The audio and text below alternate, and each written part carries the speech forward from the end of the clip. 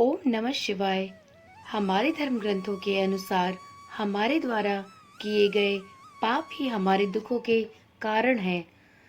रुद्रार्चन और रुद्राभिषेक से हमारी कुंडली से पातक कर्म एवं महापातक भी जलकर भस्म हो जाते हैं और साधक में शिवत्व का उदय होता है तथा भगवान शिव का शुभाशीर्वाद भक्त को प्राप्त होता है और उसके सभी मनोरथ पूर्ण होते हैं। ऐसा कहा जाता है कि एकमात्र सदाशिव रुद्र के पूजन से ही सभी देवताओं की पूजा स्वतः ही हो जाती है। रुद्र अर्थात भूत भावन शिव का अभिषेक। शिव और रुद्र परस्पर एक दूसरे के पर्यायवाची हैं। शिव को ही रुद्र कहा जाता है क्योंकि ऋतं दुखम द्रावयति नाशयति ति रुद्रः, यानी कि भोले सभी दुखों को नष्ट कर देते हैं। हमारे शास्त्रों में विविध कामनाओं की पूर्ति के लिए रुद्राभिषेक के पूजन के निमित्त अनेक द्रव्यों तथा पूजन सामग्री को बताया गया है। साधक रुद्राभिषेक पूजन विभिन्न विधि से तथा विविध मनोरथ को लेकर करते हैं। किसी खास मनोरथ की पूर्ति के लिए तदनुसार पूजन सामग्री तथा विधि से रुद्राभिषेक किया जाता है। रुद्राभिषेक के विभिन्न पूजन के लाभ इस प्रकार हैं। जल से अभिषेक करने पर वर्षा होती है। असाध्य रोगों को शांत करने के लिए कुशोदक से रुद्राभिषेक करना चाहिए। भवन वाहन के लिए दही से रुद्राभिषेक करना चाहिए। लक्ष्मी प्राप्ति के लिए गन्ने के रस से रुद्राभिषेक करें। धन वृद्धि के लिए शहद एवं घी से अभिषेक करें। तीर्थ के जल से अभिषेक करने पर मोक्ष की प्राप्ति होती है। इत्र मिले जल से अभिषेक करने से बीमारी नष्ट होती है। पुत्र प्राप्ति के लिए दुग्ध से और यदि संतान उत्पन्न होकर मृत पैदा हो तो गोदुग्ध से रुद्राभिषेक करें। रुद्राभिषेक से योग्य तथा विद्वान संतान की प्राप्ति होती है। ज्वर की शांति हेतु शीतल जल या गंगा जल से रुद्राभिषेक करें। सहस्त्र नाम मंत्रों का उच्चारण करते हुए घृत की धारा से रुद्राभिषेक करने पर वंश का विस्तार होता है।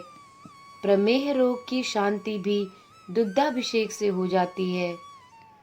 शक्कर मिले दूध से अभिषेक करने पर जड़ बुद्धि वाला भी विद्वान हो जाता है। सरसों के तेल से अभिषेक करने पर शत्रु पराजित होता है। शहद के द्वारा रुद्राभिषेक करने पर यक्ष्मा यानी तपेदिक रोग दूर हो जाती है। पातकों को नष्ट करने की कामना होने पर भी शहद से रुद्राभिषेक कराना चाहिए।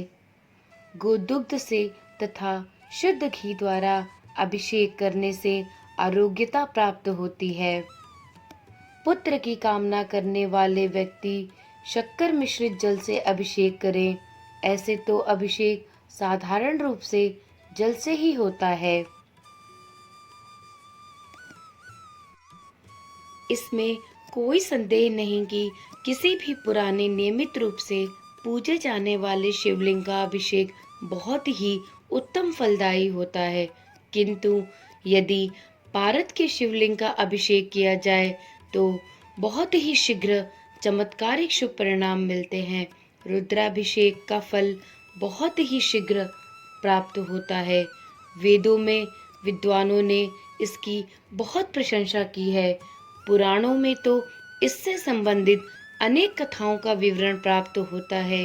वेदों और पुराणों में रुद्राभिषेक के बारे में कहा गया है कि रावण ने अपने 10 सिरों को काटकर उसके रक्त से शिवलिंग का अभिषेक किया था तथा अपने सिरों को हवन की अग्नि को अर्पित कर दिया था, जिससे वो त्रिलोक जयी हो गया।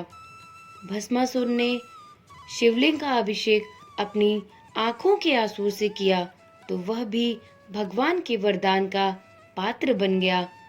काल सर्प योग, गृह कलेश, व्यापार में नुकसान, शिक्षा में रुकावट आदि सभी कार्यों की बाधाओं को दूर करने के लिए रुद्राभिषेक विशिष्ट फलदायी होता है। ज्योतिर्लिंग क्षेत्र एवं तीर्थ स्थान तथा शिवरात्रि प्रदोष, श्रावण के सोमवार आदि पर्वों में शिववास का विचार किए बिना भी रुद्राभिषेक किया जा सकता है। वस्तुतः शिवलिंग का अभिषेक आशुतोष शिव को शीघ्र प्रसन्न करके साधक को उनका कृपा पात्र बना देता है और उनकी सारी समस्याएं स्वतः समाप्त हो जाती हैं।